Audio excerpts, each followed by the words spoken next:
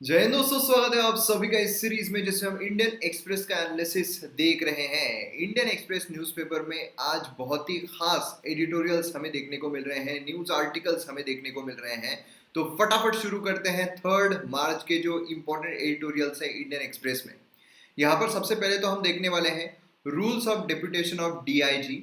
उसी के साथ साथ जो यूक्रेन है उसने किस तरीके से अपने न्यूक्लियर वेपन्स का त्याग किया उसको हम यहाँ पर देखेंगे।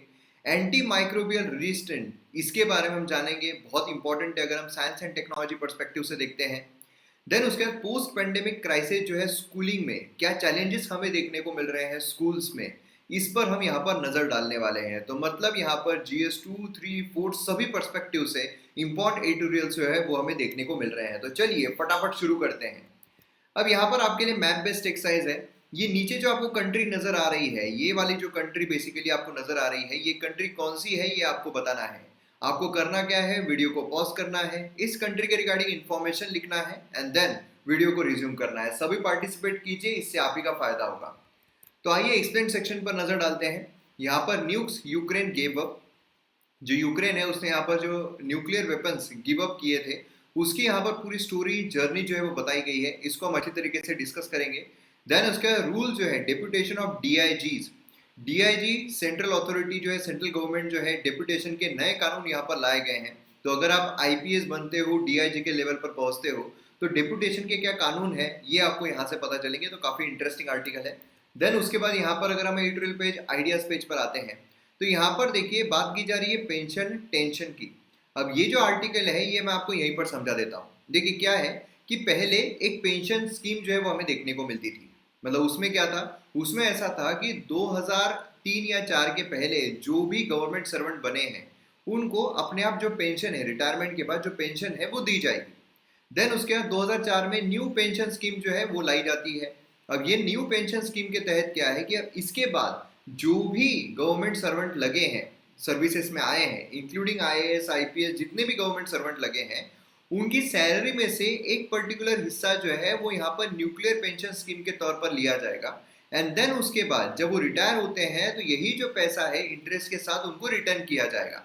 मतलब पहले ऐसा था कि उनको पेंशन के लिए कोई भी अपनी अमाउंट जो है वो जमा नहीं करनी पड़ती थी, लेकिन अब उनको अपनी नई जो पेंशन स्कीम है उसके तहत जो अमाउंट है वो जमा करना पड़ता है अपनी सैलरी में से।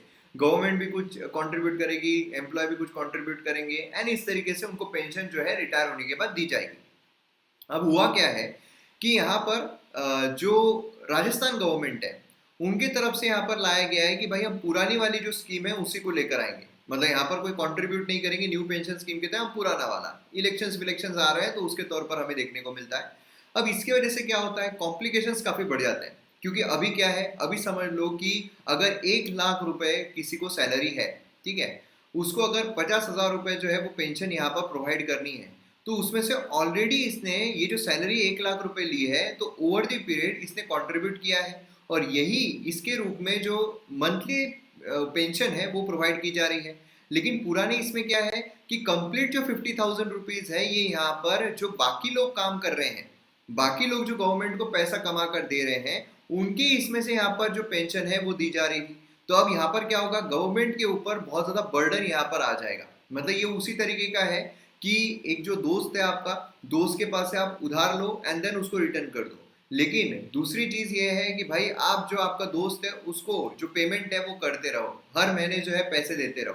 तो यहाँ पर बेनिफिशियल क्या रहेगा, दोस्त से आप पैसे ले रहे हो और देन उसको वहां पर वापस कर रहे हो, है ना। तो इसी तरीके का यहाँ पर जो न्यू पेंशन स्कीम है ये यहाँ पर कम बर्डन डालती है गवर्नमेंट की तिजोरी पर। लेकिन जो यहाँ पर ओल्ड पेंशन स्कीम है ये यहाँ पर बहुत ज्यादा बर्डन डाल देती है गवर्नमेंट की तिजोरी पर। और यही चीज यहाँ पर हमें देखने को मिल रही है। जो ऑथर है उनके द्वारा यही बोला जा रहा है कि भाई राजस्थान का जो डिसीजन है बहुत ही बड़ा ब्लंडर है।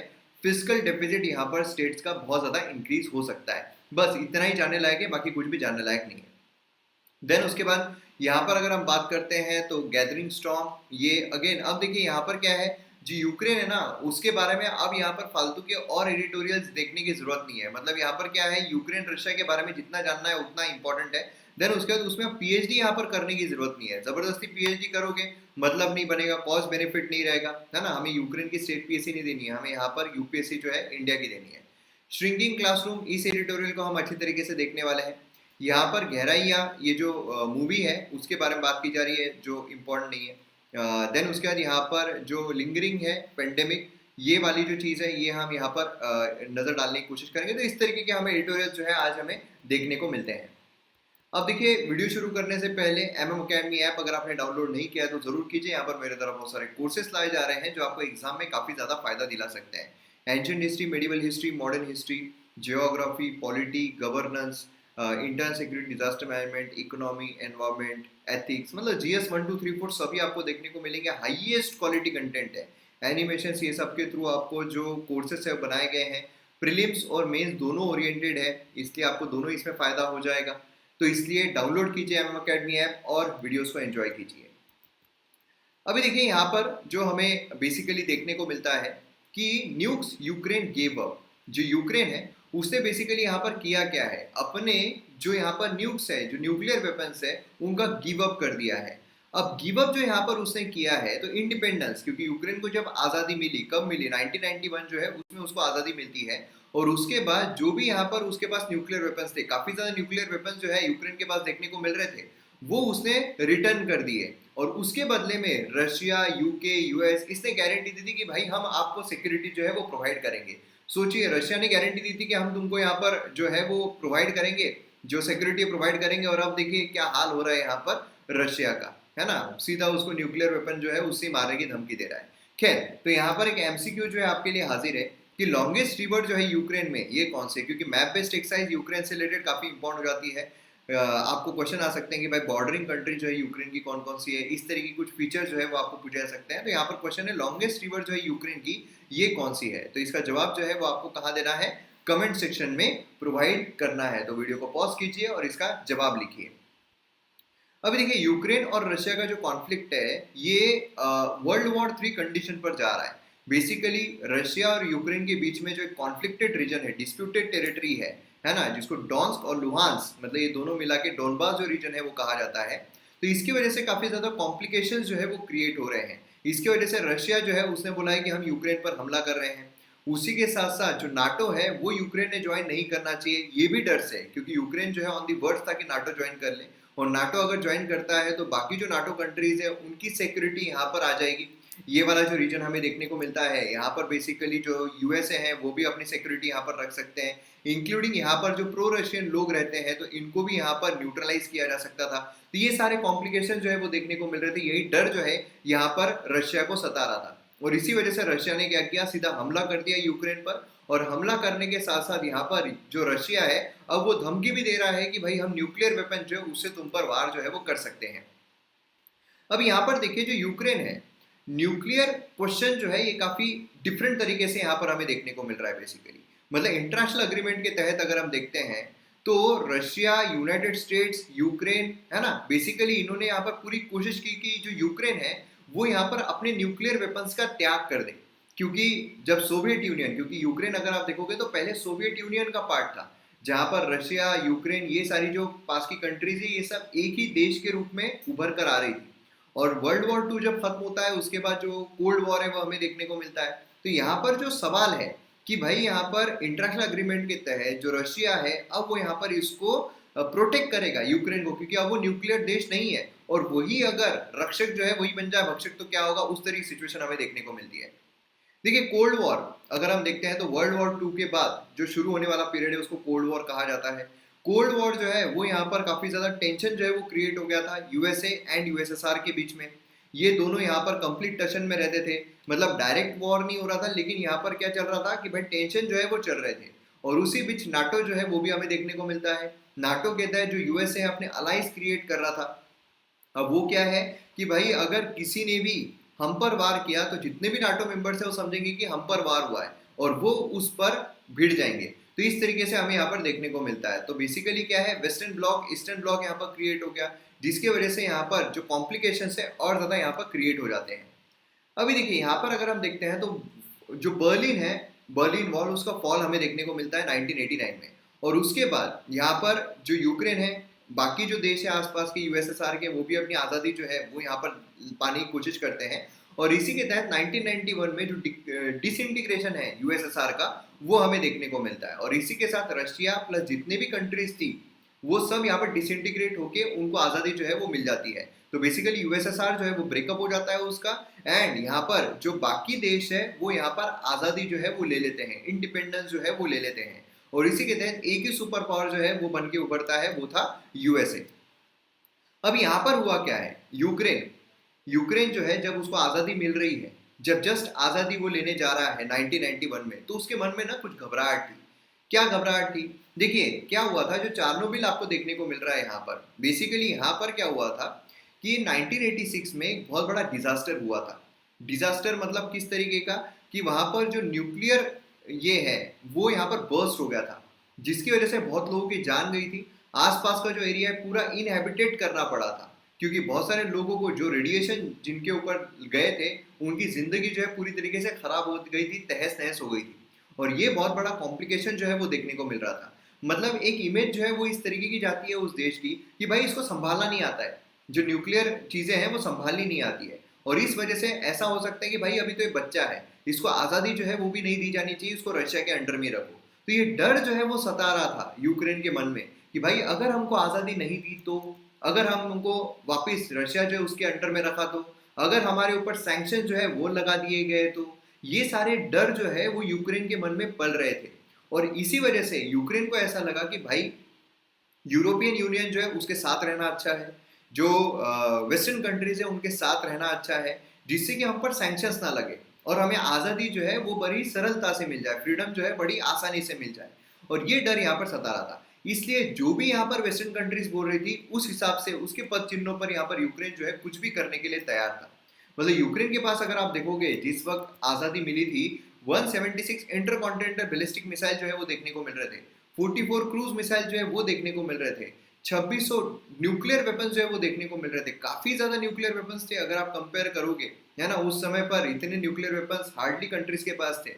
तो मतलब यहाँ पर यूक्रेन अगर आप देखोगे तो बड़ा समृद्ध न्यूक्लियर वेपन का देश जो है वो देखने को मिल रहा था, मगर वही डर जो है मन में बहुत ज्यादा पनप रहा था। अब वेपन जो है ये यहाँ पर रखने की वजह से जो एनपीटी है, मतलब non proliferation treaty, nuclear non proliferation treaty, proliferation का मतलब क्या होता है, विस्तार, फैलाना। तो न्यूक्लियर वेपन्स का फैलाव नहीं होना चाहिए, क्योंकि जो देश है उनको न्यूक्लियर वेपन्स अपने पास नहीं रखने चाहिए। ये यहाँ पर एक ट्रीटी उसके लिए लाई जाती है। अब ये जो ट्रीटी है ये देशों को साइन करने को कहा जाता है, वेरियस देश जिनके पास न्यूक्लियर वेपन्स थे उनको साइन करने को कहा जाता है। अब यूक्रेन जो है वो तो पहले ही घबराया हुआ था, पहली वो ये सोच रहा था कि भाई हमें वेस्टर्न कंट्रीज की जो पता चिन्ह है उस पर चलना चाहिए, तो जो भी वेस्टर्न कंट्री बोल रही है हम वो कर लेते हैं। वेस्टर्न कंट्री ने बोला तुम एनपीटी साइन कर लो, आप हमारे ग्रुप में आ जाओगे, हम तुमको प्रोटेक्ट करेंगे, लेकिन उसके बदले में आपको बस एक चीज करनी है। क्या करना है? आपको अपने न्यूक्लियर वेपन्स जो उसका त्याग करना है। बस न्यूक्लियर वेपन्स का त्याग कर दो, मन की शांति जो है वो हम आपको प्रकट करेंगे। इस तरह की चीजें जो है वो वहां पर वेस्टर्न कंट्रीज और रशिया जो है सभी के द्वारा यहाँ पर बोली जा रही थी। और इसीलिए क्या हो रहा था, यहाँ पर यूक्रेन जो है उसको ये डर लग रहा था कि भाई अगर हम त्याग नहीं करेंगे तो हम एनपीटी के बाहर हो जाएंगे, मतलब जो हम यूरोपियन यूनियन के अंडर में आना चाह रहे हैं वो हम यहाँ पर, हमारा सपना जो है वो साकार नहीं हो पाएगा। ये सारे कॉम्प्लिकेशंस हो रहे थे। अब यहाँ पर जो 1994 है, बुदापेस्ट में एक ट्रीटी यहाँ पर होती है, एक अश्योरेंस यहाँ पर दिया जाता है। बुदापेस्ट मेमोरेंडम जो है ऑन सिक्योरिटी अश्योरेंस, ये हमें यहाँ पर देखने को मिलता है, जो साइन किया गया दिसंबर 5 1994 को। इसमें जो यूक्रेन की मेंबरशिप है एनपीटी में, नॉन पॉलिफरेशन ट्रीटी में, उसको यहाँ पर सील कर दिया जाता है कि हाँ भाई वेलकम टू एनपीटी, है ना। तो अब यहाँ पर जब आप एनपीटी में आ चुके हो तो जैसा हमने कहा था कि हम आपको सिक्योरिटी अश्योरेंस देते हैं, हम आपकी देखभाल रखवाली जो है वो करेंगे, मगर उसके बदले में आपको करना क्या है, आपको सिर्फ एक चीज करनी है, आपके न्यूक्लियर वेपन्स का त्याग करना है। और इसमें रशिया जो है उसने उसको फाइनेंशियल सपोर्ट भी दिया कि हम तुमको इतने पैसे देते हैं। यूएसए ने बोला कि हम तुम्हारे जो न्यूक्लियर वेपन्स है वो खरीद लेंगे, तुमको बहुत ज्यादा पैसा मिलेगा, पैसा ही पैसा होगा। यूक्रेन उस वक्त बम खुश हो गए कि भाई जबरदस्त मजा आ गया, ये तो इतनी जबरदस्त चीज जो है वो मतलब देखने को ही नहीं मिल रही थी। तो यहाँ पर बुदापेस्ट जो अश्योरेंस है, एक जो मेमोरेंडम है वो यहाँ पर साइन किया जाता है, जहां पर जो यूक्रेन है उसको लिया जाता है एनपीटी के अंडर में, और उसी के साथ साथ यहाँ पर उससे जो न्यूक्लियर वेपन्स है वो ले लिए जाते हैं। अब यहाँ पर अगर आप देखोगे तो इसके सिग्नेटरीज कौन कौन थे, इसमें हमें ये जो कंट्रीज है जैसे यूके हो गया, यूएसए हो गया, फ्रांस हो गया, हाँ, देन उसके बाद यूक्रेन हो गया, रशिया हो गया, चाइना हो गया। अब चाइना और फ्रांस अगर हम देखते हैं तो उन्होंने एनपीटी साइन की 1992 में, ठीक है, तो इससे हमें देखने को मिलता है। अभी ये जो है ये मेंबर्स हमें यहाँ पर सिग्नेटरी जो है वो देखने को मिल रहे थे और इसी के तहत यहाँ पर जो चीज़ें हैं वो हो गई और यूक्रेन जो है अब वो यहाँ पर न्यूक्लियर वेपन्स जो कैपेबल था अब वो यहाँ पर न्यूक्लियर कैपेबल नहीं रहा। तो इस तरीके से जो यूक्रेन है उसके पास जो इतने न्यूक्लियर वेपन्स थे अब वो यहाँ पर चले गए हैं। तो ये हमें यहाँ पर देखने को मिला है। अब देखिए 1996 विद इन 2 इयर्स जो बुदापेस्ट ट्रीटी यहाँ पर साइन की गई थी, यूक्रेन ने अपने जितने भी न्यूक्लियर वेपन है वो वहां पर वापस कर दिए। यूक्रेन ने जो स्ट्राइक थ्रू बार्गेन है वो भी यहाँ पर लिया, मतलब बेसिकली यहाँ पर जो रशिया है उसने अपने नेबर को कंपेंसेट किया, $1 बिलियन उसको दिए कि भाई तुमने इतना बड़ा काम किया है ना, तुमने अपने न्यूक्लियर वेपन छोड़े हैं तो ये लो पैसा हमारे तरफ से $1 बिलियन ले लो। जो यूएसए है उसने भी मैसिव सम यहाँ पर प्रोवाइड किया, पैसा प्रोवाइड किया, जो भी स्टॉक पाइल था एनरिच्ड यूरेनियम था वो अपने कंट्री में लेने के लिए। तो ये सारी चीजें हमें देखने को मिली। अब देखिए रशिया जो है वो यहाँ पर अभी अगर हम देखते हैं तो काफी कंसर्न रहा है नाटो को लेकर कि भाई नाटो जो है वो यहाँ पर एक्सपांड कर रहे हैं, अपनी विस्तार कर रहे हैं, यूरोपियन देशों को भी अपने अंडर में ले रहे हैं। यूक्रेन जो है वो भी अब नाटो ज्वाइन करने की विलिंगनेस रख रहा था कि हमको भी नाटो, अब देखो यार तुमने जैसा बोला हमने वैसा कर लिया, एनपीटी साइन कर ली, सब कुछ कर लिया, न्यूक्लियर वेपन्स का त्याग कर दिया, अब हमको भी नाटो में ले लो, नाटो में ले लो, सिक्योरिटी जो है वो हमको दे दो। तो यूएसए बोला बच्चा रुको हम लेते हैं तुमको, टेंशन मत लो। यही चीज जो है वो रशिया ने कान लगा के सुन ली कि यार इसने बोल दिया कि ले लेंगे करके। तो इसकी वजह से क्या हुआ, रशिया जो है उसने इन्वेजन यहाँ पर शुरू कर दिया कि भाई आली रे आली आता माझी बारी आली। अब रशिया जो है वो यूक्रेन को थ्रेटन कर रहा है कि अगर तुमने इस तरह की हरकत की तो हम न्यूक्लियर वेपन जो है वो डाल सकते हैं, मतलब वर्ल्ड वॉर 3 अगर होता है तो न्यूक्लियर वेपन जो है वो भी उसका भी हमला तुम पर किया जा सकता है। मतलब ये चीज देखने को मिलती है कि जहां प्रोटेक्शन की बात की जा रही थी कि हम तुमको प्रोटेक्ट करेंगे, अब वहीं पर न्यूक्लियर वेपन जो है उसका अटैक होगा, इस तरह की बातें सुनने को मिल रही है। खैर, तो यहाँ पर इंडिया जो है उसको भी कहा गया था क्योंकि इंडिया ने भी जो टेस्ट है वो कर लिए थे न्यूक्लियर वेपन्स के, एंड इंडिया को कहा गया कि तुम भी एनपीटी जो है वो ज्वाइन कर लो और फिर उसके बदले में तुमको अपने न्यूक्लियर वेपन्स का त्याग करना पड़ेगा। अब एनपीटी ज्वाइन करना इतना महत्वपूर्ण है क्यों? क्योंकि देखिए क्या है कि जब भी एनपीटी नॉन प्रोलिफरेशन ट्रीटी जो है वो साइन की जाती है उसके बाद न्यूक्लियर एनर्जी जो है वो यहाँ पर प्रोवाइड की जाती है उस देश को।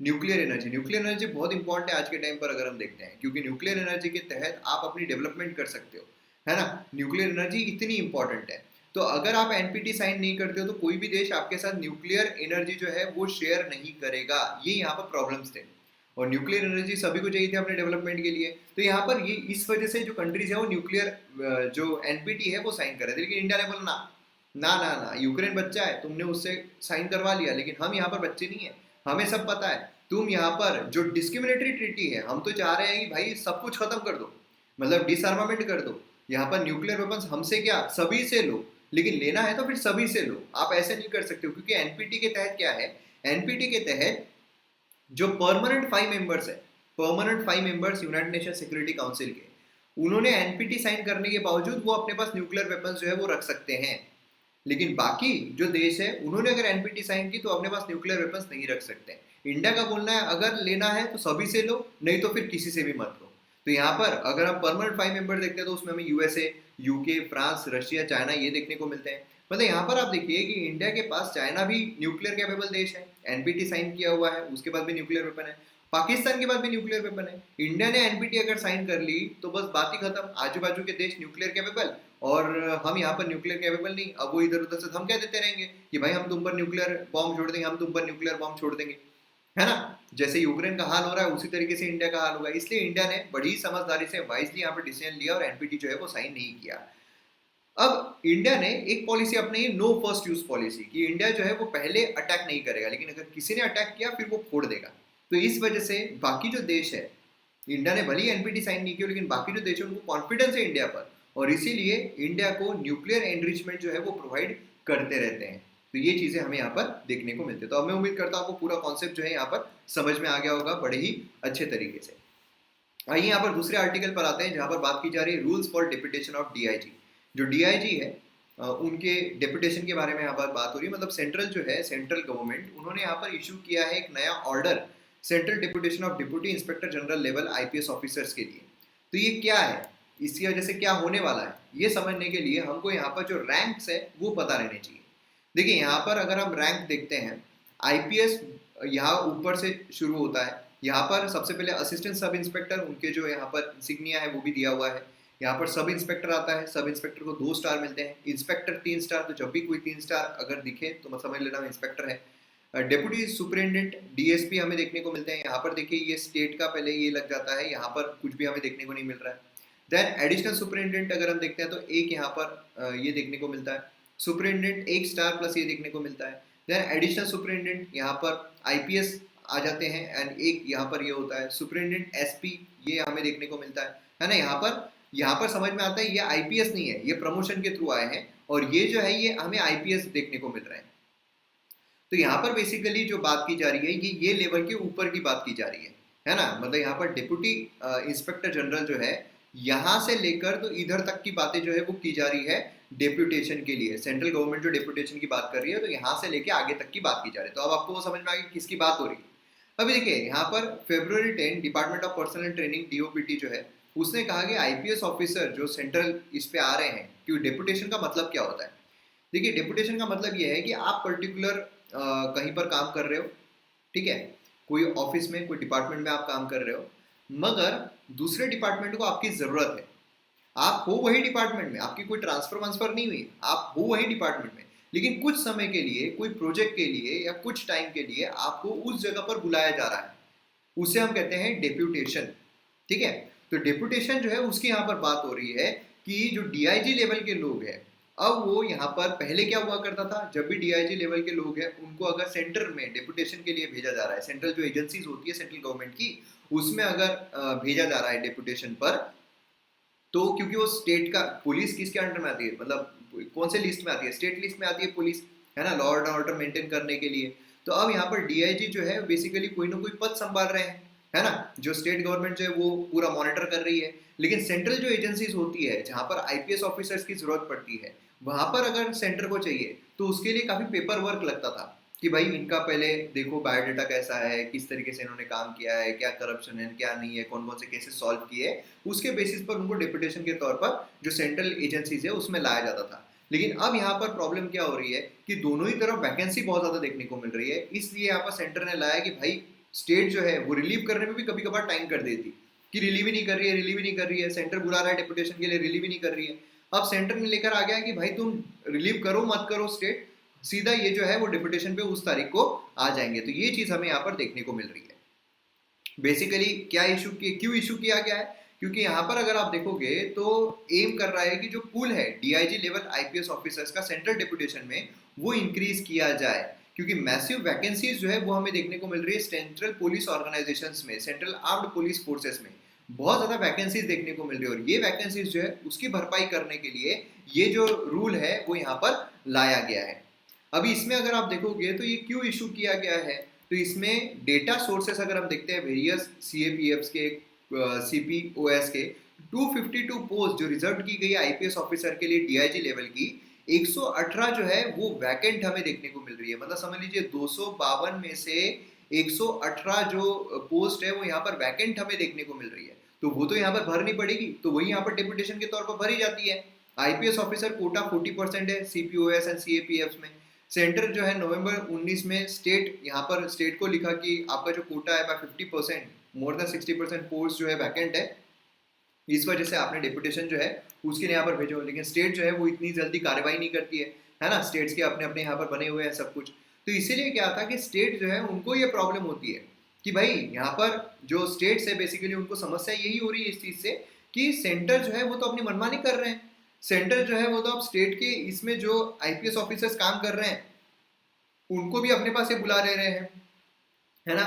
और अगर स्टेट गवर्नमेंट अगर उनको रिलीव नहीं करती है, क्योंकि स्टेट गवर्नमेंट को रिलीव करना पड़ेगा, चलो भाई अब ये जो चार्ज है ये पर्टिकुलर डिस्ट्रिक्ट का, है ना, ये पर्टिकुलर रीजन का, अब ये पुलिस ऑफिसर के पास चार्ज नहीं है, तब जाकर वो डिप्यूटेशन पर उतर जाएंगे। तो रिलीव ही नहीं करते थे स्टेट, उनको वहीं पर रखते थे, तो डिप्यूटेशन पर आ ही नहीं पाते थे। तो अब यहाँ पर क्या है, नए रूल के तहत अगर उन्होंने रिलीव नहीं भी किया फिर भी वो डिप्यूटेशन जो है वहां पर चले जाएंगे। तो अब इसकी वजह से स्टेट जो है वो रिलीव क्यों नहीं करते हैं, क्योंकि स्टेट्स में भी बहुत ज्यादा वैकेंसी देखने को मिल रही है। अगर ये पर्टिकुलर डिस्ट्रिक्ट है उसमें अगर कोई समझ लीजिए डीआईजी काम कर रहे हैं, अब वो डीआईजी जो है उधर चले जाते हैं, तो यहाँ पर कौन काम करेगा, ये जो रीजन है कौन संभालेगा, स्टेट में भी तो लॉ एंड ऑर्डर मेंटेन करना पड़ता है, तो ये कौन संभालेगा। तो यहाँ पर भी वैकेंसी जो है बहुत ज्यादा है, इस वजह से जो स्टेट्स है वो यहाँ पर रिलीव करने में मना करते हैं। और इसीलिए ये जो रूल लाया गया है इसके लिए समस्या जो है वो भी यहाँ पर स्टेट्स को देखने को मिल रही है। तो अब मैं उम्मीद करता हूँ आपको ये जो चीज़ है वो समझ में आ गई हो। अब यहाँ पर हम बात करते हैं श्रिंकिंग क्लासरूम्स की। अभी देखिए यहाँ पर क्या हुआ है, जो पेंडेमिक है वो आया था।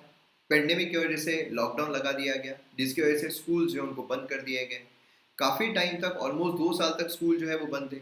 अब जाकर जो स्कूल से उनकी शुरुआत हुई है, हायर एजुकेशन स्कूलिंग जो क्राइसिस यहाँ पर चल रहे थे वो अब यहाँ पर रिजॉल्व हुए हैं, है ना। और इंडियन स्टूडेंट्स यहाँ पर अगर आप देखोगे तो उनको अभी बहुत ज़्यादा समस्याओं से वो गुजर रहे हैं। और खासकर अगर हम देखते हैं जो गरीब लोग हैं, वो बहुत ज़्यादा गरीब बच्चे जो है बहुत ज़्यादा यहाँ पर सफ़र किए हैं। अभी देखिए जो एनईपी है, national education policy, new national education policy, उसके बारे में हमने ऑलरेडी सुना हुआ है। फर्स्ट एनिवर्सरी है, लेकिन फिर भी उसके ऊपर जो काम किया हुआ है वो दिख नहीं रहा है कि बहुत ज़बरदस्त कोई काम हुआ है नेशनल एजुकेशन पॉलिसी का। कुछ देख, बहुत आइडल चीज़ें दी गई थी, स्ट्रक्चरल चेंजेस लाएंगे वो दिए गए थे, लेकिन स्टिल वहाँ पर कुछ चीज़ें जो है, चेंजेस जो है वो हमें देखने को नहीं मिल रहे हैं। स्कूल एजुकेशन में अभी तक अगर आप देखोगे तो कुछ ज़बरदस्त तरीके का हमें होता हुआ देखने को नहीं मिला है। अभी यहाँ पर अगर हम बात करते हैं एनईपी की, तो मोस्ट एक्साइटिंग प्रपोजल जो है एनईपी का वो था कि आंगनवाड़ी को प्राइमरी स्कूल से मर्ज किया जाए। अगर हम आंगनवाड़ी को प्राइमरी स्कूल से मर्ज कर देते हैं तो अपने आप जो जो स्टूडेंट है, जो यहाँ पर स्कूल में एनरोलमेंट करने वाले हैं, उनका जो मानसिक जो कैपेबिलिटी है वो ऑलरेडी इंक्रीज हो जाएगी। जिसकी वजह से क्या होगा, जब भी वो स्कूल में एंट्री करेंगे तो अपने आप चीज़ें जो है वो बेहतर होती जाएगी, ग्रास्पिंग पावर बेहतर होती जाएगी, इंटरेस्ट डेवलप होगा। सीधा हम स्कूल में डालते हैं तो समस्याएं जो है वो क्रिएट हो जाती है।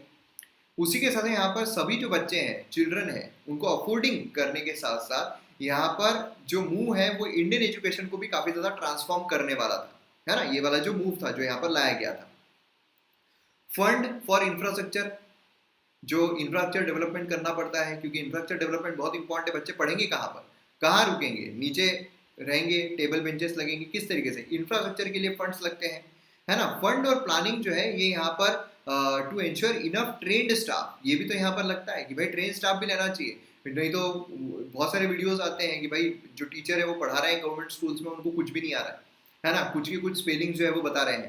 तो ये जो चीज़ है यहाँ पर, ट्रेनिंग जो है वो भी यहाँ पर सही तरीके से देना बहुत ज़रूरी है। पेंडेमिक जो उसने बहुत यूनिक अपॉर्चुनिटी हमको दी थी कि भाई स्कूल्स बंद है, जो इंफ्रास्ट्रक्चर है उसको डेवलप कर दो, है ना, जो ट्रेनिंग है वो प्रोवाइड कर दो। लेकिन ये जो चीज़ है ये हम नहीं कर पाए, और इस वजह से जो यहाँ पर समस्या है वो और ज़्यादा यहाँ पर बढ़ चुकी है ना। मतलब स्कूल्स और आंगनवाड़ी प्रीमाइसेस है उनको यहाँ पर हम अपग्रेड कर सकते थे क्लोजर के दौरान, स्टाफ जो है उनको रिक्रूट कर सकते थे, ट्रेन कर सकते थे कि भाई तुमको पढ़ाना कैसे है, क्योंकि मेन चीज़ होती है पढ़ाना, कैसे पढ़ाते आना चाहिए। देन उसी के साथ साथ जो चैलेंजेस हमें यहाँ पर देखने को मिलते हैं, तो पेंडेमिक जो है उसने यहाँ पर ड्रॉप आउट रेट काफ़ी ज़्यादा बढ़ा दिए हैं, और इसकी वजह से लर्निंग डेफिसिट काफ़ी ज़्यादा हो रही है। ड्रॉप आउट मतलब क्या है, स्कूल से निकल जाना, वो काफ़ी ज़्यादा इंक्रीज हो गए, जिसकी वजह से अब लोगों की पढ़ने की मानसिकता ही नहीं रही है। जो बच्चे यहाँ पर गाँव में रहते थे, विलेजेस में रहते थे, अब वो वापस स्कूल में जाना नहीं चाहते हैं, कहीं ना कहीं काम पर लग चुके हैं, और कहीं ना कहीं काम पर लग चुके हैं तो भाई अब वो क्या पढ़ेंगे।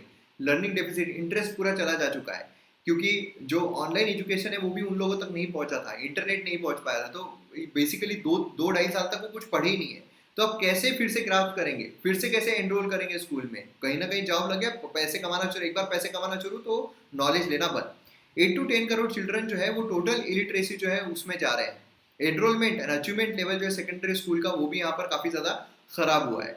आउट ऑफ स्कूल गर्ल्स यहाँ पर अर्ली मैरिजेस, ट्रैफिकिंग ये फेस कर रहे हैं, क्योंकि अब लड़कियां जो है घर में बैठी है, क्या कराना है, शादी करा दो, है ना। तो इस तरह की चीज़ें हुई है, तो बहुत ज़्यादा चाइल्ड मैरिजेस हमें देखने को मिली, ट्रैफिकिंग भी हमें देखने को मिली है। बॉयज़ का ड्रॉप आउट रेट जो है काफ़ी ज़्यादा बढ़ चुका है, इवन लड़कियों से भी ज़्यादा बढ़ चुका है, क्योंकि लड़कियों की तो शादी करा दी गई है, लेकिन लड़के जो है वो कहीं ना कहीं काम पर लग गए, कहीं ना कहीं काम पर लग गए, तो अब वो फिर से स्कूल में आना काफ़ी मुश्किल हो जाता है। डैमेज, साइकोलॉजिकल डैमेज जो है उसकी वजह से प्रोलॉन्ग्ड ऑनलाइन लर्निंग जो है वो यहाँ पर प्रॉब्लम जो है वो क्रिएट कर रही है। तो ये भी समस्या जो है वो हमें देखने को मिल रही है। उसी के साथ साथ यहाँ पर जो instead of more teachers and better basic infrastructure, हमने 200 टीवी चैनल्स, ई लर्निंग जो उसको एक्सपांड कर दिया। मतलब जो समस्या हम फेस कर रहे हैं कि जो ऑनलाइन एजुकेशन है वो यहाँ पर हर गांव तक नहीं पहुँच पा रहा है। जो बच्चे हैं, अभी देखिए, अभी यूपीएससी एस्पिरेंट है, अपना ग्रेजुएशन जिन्होंने कंप्लीट कर लिया, अभी ग्रेजुएशन में है, उनको मोबाइल दिलाना है, मोबाइल लेना ये आसान रहता है ना, वो ले लेते हैं। लेकिन समझ लीजिए जो स्कूल में बच्चा है, दूसरी तीसरी का बच्चा है, उसको क्या, तो उसके लिए अलग से मोबाइल लेंगे पेरेंट्स, है ना। तो ये समस्या थी। तो क्या इंटरनेट लेंगे, तो इंटरनेट फैसिलिटी नहीं, कुछ भी यहाँ पर नहीं मिल पा रहा है। तो ये, और उसमें ऑनलाइन ई लर्निंग को प्रमोट करना, ये यहाँ पर ब्लंडर जो है वो यहाँ पर ऑथर के द्वारा बोला जा रहा है। रिएक्शन अमंग प्रिविलेज्ड, यहाँ पर जो प्रिविलेज्ड है उनको बेटर तरीके से चीजें मिल रही है। प्राइवेट यूनिवर्सिटीज जो है वो यहाँ पर बहुत तेजी से ग्रो हो रही है। 2/3 ऑफ एनरोलमेंट जो है प्राइवेट यूनिवर्सिटीज में हमें देखने को मिल रहा है। प्राइवेट यूनिवर्सिटीज में कौन ले सकते हैं, जिनके पास बहुत पैसा है, प्रिविलेज जो बच्चे हैं, एनईपी ने यहाँ पर जो डिक्लेरेशन है गवर्नमेंट प्राइमरी रोल, ये यहाँ पर बेसिकली सही तरीके से डिफाइन नहीं किया या उस पर खरा नहीं उतरा है। बेसिकली यहाँ पर क्या है, स्टेट यूनिवर्सिटीज जो है वो यहाँ पर गरीबी में जा रही है, उनके पास पैसा नहीं बच रहा है ना, उसमें और पॉलिटिकल और ब्यूरोक्रेटिक जो ओवरबर्डन है वो बढ़ता जा रहा है, क्योंकि हर कोई नेता जो है उसके अपने प्राइवेट यूनिवर्सिटी जो है वो खुली हुई है, वो चाहता है गवर्नमेंट यूनिवर्सिटीज चली ही ना, तो उसमें और कानून लेकर आना, चेंजेस लेकर आना, फालतू की रिस्ट्रिक्शंस लाना, ये सब। पब्लिक यूनिवर्सिटीज जो है वो यहाँ पर केयर जो है फॉस्टर करती है, भाई मोर एंड मोर स्पेस जो है afforded to private universities. Research जो है वो यहाँ पर सही तरीके से नहीं हो पा रहा है, क्योंकि रिसर्च क्यों नहीं होगा, बट ऑब्वियस है कि यहाँ पर जो बच्चे हैं प्राइवेट यूनिवर्सिटीज, जो पब्लिक यूनिवर्सिटीज है, गवर्नमेंट यूनिवर्सिटीज, वो काम नहीं करेगी, लड़के जाएंगे प्राइवेट यूनिवर्सिटीज में, लेकिन जो गरीब है वो जा पाएंगे क्या, नहीं जा पाएंगे, उसकी वजह से एजुकेशन नहीं मिल पाएगा। जैसे एमबीबीएस का हमें देखने को मिल रहा है, बहुत सारे बच्चे यूक्रेन में गए हैं। क्यों यूक्रेन में गए हैं, यहाँ पर अच्छे खासे नंबर लाने के बावजूद उनको यहाँ पर एडमिशन नहीं मिल पा रही है गवर्नमेंट कॉलेजेस में। प्राइवेट कॉलेजेस में 50-50 लाख रुपए खर्च होता है, वहां पर अगर जाएंगे तो 20-25 लाख में उनका पूरा एमबीबीएस कंप्लीट हो जाता है, तो इसलिए वहां जाकर वो पढ़ते हैं, है ना। तो ये समस्या देखने को मिल रही है, इसकी वजह से क्या होता है, ब्रेन ड्रेन हमें देखने को मिलता है। तो ये सब चैलेंजेस जो है वो यहाँ पर पाए गए। तो आइए हम जानते हैं यहाँ पर एंटी माइक्रोबियल रेजिस्टेंस के बारे में। एक साइलेंट थ्रेट है, मतलब इसके वजह से काफी लोग जो है वो वल्नरेबल हो रहे हैं इन्फेक्शन को। क्यों वल्नरेबल हो रहे हैं, वही चीज हमें यहाँ पर समझना है। तो यहाँ पर सबसे इंपॉर्टेंट चीज है कि यहाँ पर रेजिस्टेंस समझने के लिए, एंटी माइक्रोबियल रेजिस्टेंस समझने से पहले हमें यहाँ पर एंटी माइक्रोबियल्स क्या होते हैं वो समझना जरूरी है। देखिए, एक ऐसे सब्सटेंसेस है जो माइक्रो ऑर्गेनिजम्स को मारते हैं, ठीक है, या फिर उनकी जो ग्रोथ है उसको मारते हैं। मतलब यहाँ पर आप देख सकते हो, ये हमने यहाँ पर एंटी माइक्रोबियल जो है वो ले लिए। मतलब समझ लीजिए इन शॉर्ट, एंटीबायोटिक्स जो हम लेते हैं ना, हमारी तबियत खराब होती है, वायरल इन्फेक्शन हो जाए, कुछ भी हो जाए, तो हम एंटीबायोटिक्स लेते हैं। तो एंटीबायोटिक्स क्या करते हैं, जो माइक्रो ऑर्गेनिजम्स है उनको क्या करते हैं, उनको मारते हैं या फिर उनकी ग्रोथ जो है वो यहाँ पर रिड्यूस कर देते हैं। कैरेक्टराइज किया जाता है based on the micro organisms जो यहाँ पर उस चीज के अगेंस्ट में इस्तेमाल हो रहा है, ठीक है। तो ये बेसिकली हमें एंटी माइक्रोबियल देखने को मिलते हैं। अब हम बात करते हैं यहाँ पर एंटी माइक्रोबियल रेजिस्टेंस की, जिसे हम AMR भी कहते हैं। ये अगर हम देखें तो क्या है, यहाँ पर जो एंटी माइक्रोबियल्स है, ठीक है, जो हम ले रहे हैं, वो क्या करते हैं, वो वायरस को मारते हैं। लेकिन अगर वायरस उन एंटीबायोटिक्स को रेजिस्टेंट हो जाए, मतलब उन एंटीबायोटिक्स के लिए, उन एंटीबायोटिक्स से उनको कोई फर्क ही ना पड़े, वो ना मरे, उनकी संख्या कम ना हो, तो हम कहेंगे यहाँ पर रेजिस्टेंस वो हो चुके हैं। मतलब यहाँ पर जो माइक्रोब्स है, जो वायरस है, उनकी जो एबिलिटी है कि वो यहाँ पर मेडिकेशन के इफेक्ट से रेजिस्ट कर सकते हैं। मतलब यहाँ पर मेडिकेशन जो हम ले रहे हैं उससे हमें कोई फर्क ही नहीं पड़ रहा है, क्योंकि अंदर जो यहाँ पर वायरस है, अंदर जो माइक्रोब्स है, उनको कोई फर्क ही नहीं पड़ रहा है। यार ले लो ना, जितनी गोलियां, जितनी दवाएं लेना है ले लो, हमको तो ऑलरेडी हमने इसके लिए हमारी इम्यून सिस्टम को तैयार कर लिया है ना।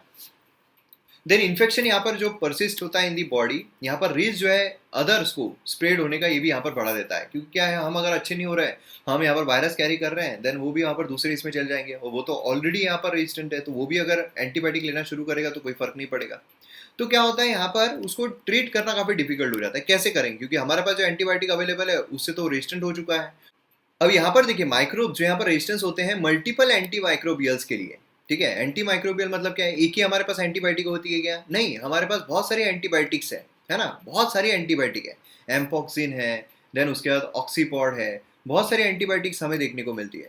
तो ये जो अलग अलग एंटीबॉडीज है, एंटीबायोटिक्स, अगर उसके लिए भी ये जो माइक्रोब्स है वो अगर रेजिस्टेंट हो जाए, कि इनको कोई इन सब से फर्क ना पड़े। जैसे अभी क्या हो रहा है, अभी जो कोरोना है उसके अलग अलग स्ट्रेन चल रहे हैं, तो अलग अलग जो कोरोना के स्ट्रेन है उसके लिए अगर हमारा शरीर जो है वो रेजिस्टेंट हो जाता है, तो ये कोई भी स्ट्रेन हमारा कुछ बिगाड़ नहीं सकते। उसी तरीके से यहाँ पर वायरस भी अपने शरीर में इम्यूनिटी जो है वो तैयार कर रहा है, ठीक है। तो मतलब क्या है, यहाँ पर जो अलग अलग एंटीबायोटिक्स है इनका असर इस पर होगा ही नहीं, तो उसे हम कहेंगे मल्टी ड्रग रेजिस्टेंट। मतलब यहाँ पर जो एक ड्रग नहीं बल्कि मल्टी ड्रग रेजिस्टेंट हो जाते हैं, उसी को हम कहते हैं सुपरबग्स।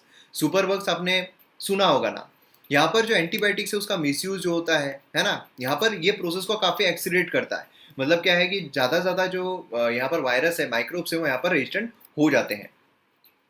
अब यहाँ पर अगर हम बात करते हैं कॉजेस क्या है इसके, तो कॉजेस में सबसे पहली चीज जो हमें देखने को मिलती है वो तो यही है कि एंटी माइक्रोबियल रेजिस्टेंस जो है ऑकर होते हैं नेचुरली, ठीक है। लेकिन ये काफी कम होते हैं। मतलब नेचुरली कैसा है, जैसे हमारी शरीर अलग अलग इससे इम्यून होता रहता है, वैसे माइक्रोब जो है उनका भी शरीर इम्यून होता रहता है कि ये एंटीबायोटिक हो गया, वो एंटीबायोटिक हो गया, लेकिन वो काफी स्लो होता है। मतलब वो समझ लो कि इतना स्लो रहेगा कि हम एंटीबायोटिक लेंगे, हमें एक ले रहे हैं उसकी जगह दो लेना पड़ता है। कभी कभार ऐसा होता है ना कि पहले हम एक ही दवाई में एक ही डोज में सही हो जाया करते थे, लेकिन अब उसी के चलते दो दो तीन तीन डोज लेने पड़ते तब जाकर हम सही होते हैं। तो ये क्या है, ये रेजिस्टेंस हो रहा है, एंटीमाइक्रोबियल रेजिस्टेंस हो रहा है, लेकिन ये स्लो ग्रेजुअल प्रोसेस होती है। लेकिन फास्ट किसे हम कहते हैं, जब ओवरयूज होता है एंटीबायोटिक्स का, तो फिर यहाँ पर जितना प्रिस्क्राइब किया गया है, समझ लीजिए अगर प्रिस्क्राइब किया है कि दिन में आपको एक ही एंटीबायोटिक लेना है, लेकिन आप एंटीबायोटिक जो है वो तीन तीन ले रहे हो, तो क्या होगा, अपने आप इतनी सारी लेने की वजह से क्या होगा कि वो जो हमारे अंदर माइक्रोब्स है वो रेजिस्टेंट हो जाएंगे, अच्छा आने दो आने दो आने दो आने दो, है ना। यहाँ पर क्या है, इनकरेक्टली अगर हम लेते हैं, जो भी हमें प्रिस्क्राइब किया गया है अगर इनकरेक्टली लेते हैं, अगर हम यहाँ पर एंटीबायोटिक जो है लाइफ स्टॉक में, फिश फार्मिंग में ओवर यूज करते हैं, अब आप सोचोगे यार हमारे शरीर में जो माइक्रोब्स है वो यहाँ पर रेजिस्टेंट हो रहे हैं, तो अगर हम यहाँ पर लाइफ स्टॉक जो होते हैं, मतलब जैसे समझ लीजिए हमारे जानवर हैं, उनको अगर हम यहाँ पर एंटीबायोटिक्स दे रहे हैं, या फिर फिश को अगर हम एंटीबायोटिक्स दे रहे हैं, जैसे जो चिकन होता है ना, उसको यहाँ पर एंटीबायोटिक्स दिए जाते हैं ताकि वो काफ़ी सुदृढ़ रहे, ताकि उसका वजन जो है वो ज़्यादा दिखे। फिश को एंटीबायोटिक्स दिए जाते हैं, तो ये जो एंटीबायोटिक्स जा रहे हैं फिश फार्मिंग में बोलिए, लाइफ स्टॉक में बोलिए, तो इसके वजह से ह्यूमंस पर क्या इम्पैक्ट पड़ता है, क्योंकि क्या है कि ये जो चिकन है, ये जो फिश है, इनको हम एंटीबायोटिक्स देंगे, देन क्या होगा, इनको हम मारेंगे। जब मारते हैं तो अंदर जो भी चीज़ें वो मैग्नीफाई होती है। मैग्नीफाई क्या हो रहा है, मैग्नीफाई एंटीबायोटिक्स हो रहे हैं जो उनके पेट में है।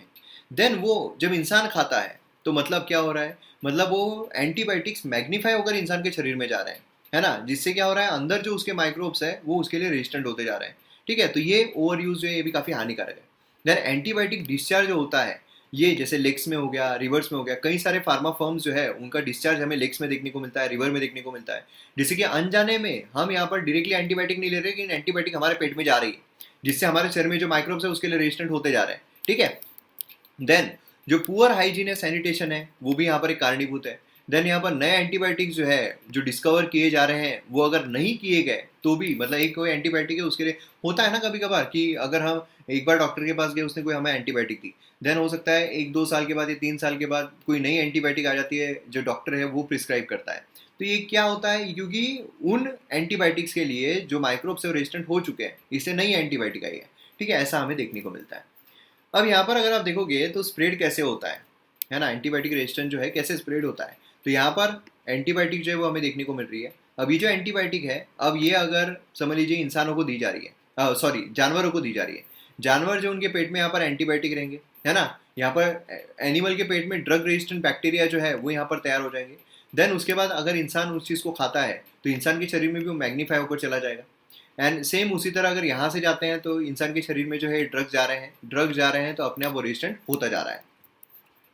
देन उसके बाद इफेक्ट्स अगर हम देखते हैं इसके, तो इफेक्ट्स में हमें देखने को मिलता है कि सीरियस थ्रेट जो है ग्लोबल हेल्थ पर, फूड सिक्योरिटी पर, डेवलपमेंट पर हमें देखने को मिलते हैं। ठीक है, अब इसमें जो डेंजर है एंटीमाइक्रोबियल रेजिस्टेंट का, तो वो क्या है, वो ये है कि जो ट्रीटेबल इलनेस होती है, जैसे कि न्यूमोनिया हो गया, ट्यूबरकुलोसिस हो गया, है ना, ये ट्रीटेबल इलनेस है, मतलब ये ट्रीट की जा सकती है। लेकिन क्या हो रहा है कि यहाँ पर एंटीमाइक्रोबियल रेजिस्टेंट की वजह से क्या हो रहा है, उस शरीर पर अफेक्ट ही नहीं हो रहा है, शरीर में जितने भी एंटीबायोटिक चलेंगे उसका फर्क ही नहीं पड़ रहा है, जिसकी वजह से क्या होता है कि यहाँ पर जो क्यूरेबल डिसीज थी वो भी इनक्यूरेबल जो है वो हो जाती है, जिसकी वजह से डेथ हमें देखने को मिलती है।